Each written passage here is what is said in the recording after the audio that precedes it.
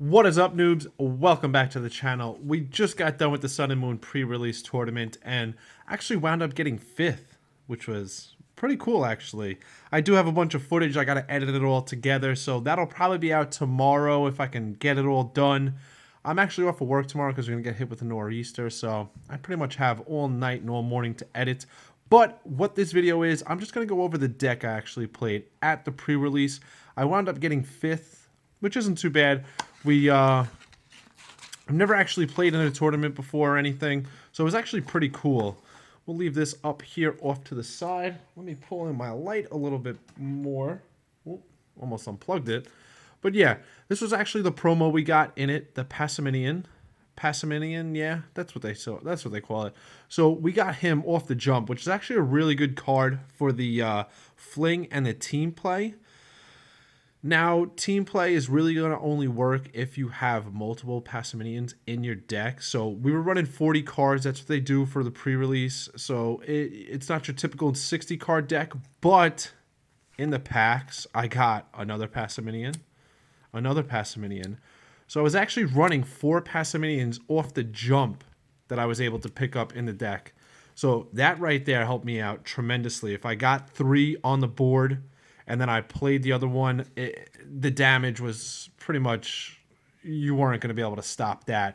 It was doing 100 damage off the jump onto somebody. So if they weren't playing a heavy Pokemon in the beginning, you know, I could pretty much pull them out within the first 2 or 3 turns. But I actually went 3-1. The first match I played, it was a little disappointing because I wasn't able to pull out any basic Pokemons in my first 2 turns, so I kind of lost it, and it was like the 3rd or 4th turn. He knocked out both my basics, and I didn't have anything on the bench, so that was disappointing. But we had an Eevee that we could play. Now, with the Eevee, oh, I did pull out a Hyper Rare Espeon GX out of the first pack we opened out of the pre-release kit, so that right there was pretty much my go-to. So if I was, really looking to do something heavy real quick, I was always playing the Eevee. Now on the Eevee, they have the, let me pull it up real quick. They have Energy Evolution. When you attach a basic energy card from your hand to this Pokemon during your turn, you may search your deck for a card that evolves this Pokemon that is the same type as that energy card. So you play for the Espeon, you play that Psychic energy, and boom, you can pull the Espeon out and play it right off the jump. It has Psybeam for 1 energy, so you're doing 30 damage immediately to their basic Pokemon, and it was becoming confused, so they have a chance of damaging themselves, which was actually really good. This was pretty much my go-to card right there. I had a Cosmog. I didn't really play him in the hand. It never really got down to that where I had to draw more cards, so I wasn't really playing him too much. A Marine, and I had a Toxapex. Now, I did play him in 1 match off the start. He was my basic, so I was getting that poison in, and it was just ticking over time. So that, it did help a little bit, but again, I was really just going in for that Eevee evolution and finding that Espeon. I did play a few other Pokemon. We have the Pikapek, the Trumbic, and the Toucannon.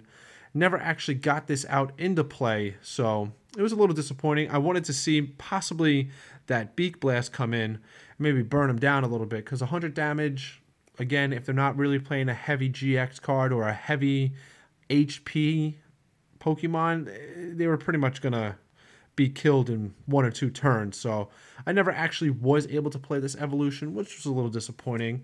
The Alolan Meowth was actually a good card because, as you see, it does not require any energy to do its move.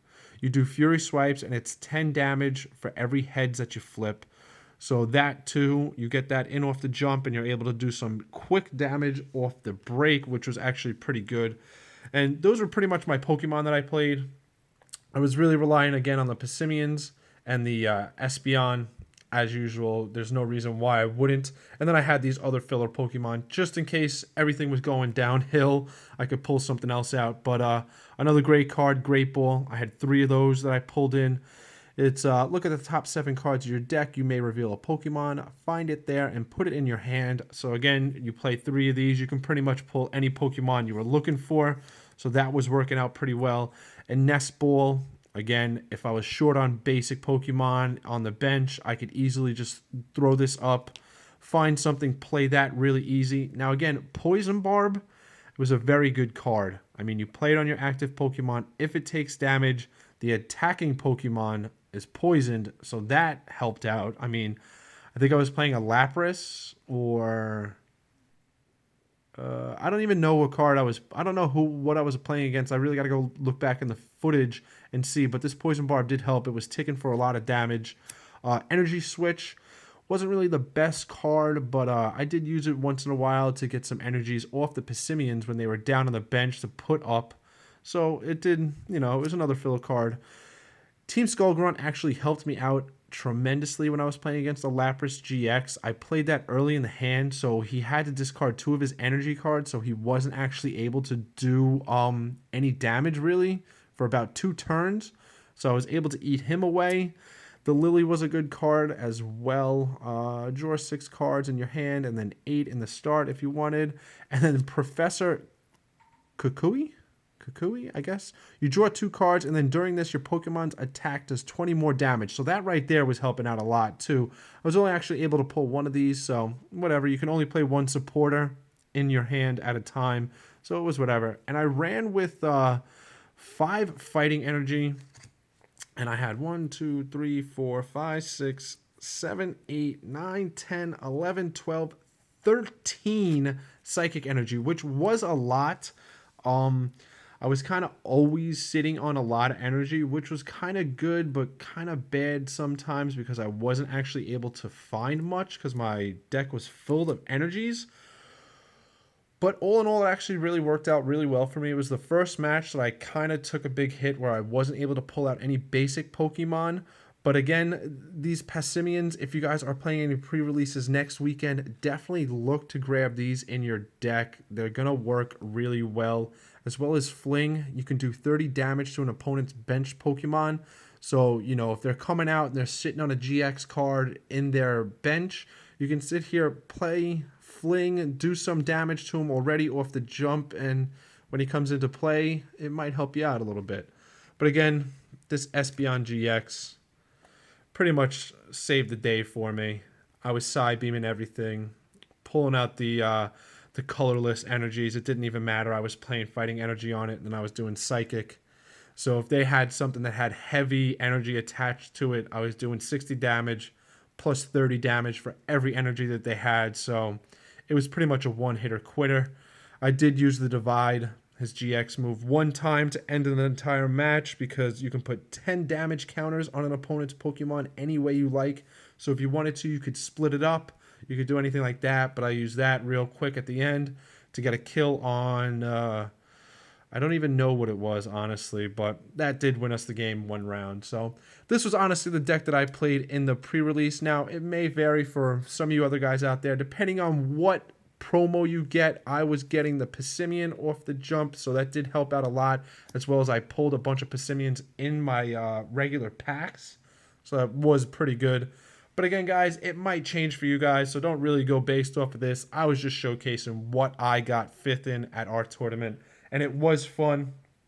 I'll show you 2 other things that I got. I was actually able to snag another promo card off of. He was actually the referee. He had one, so I did a few trades with him.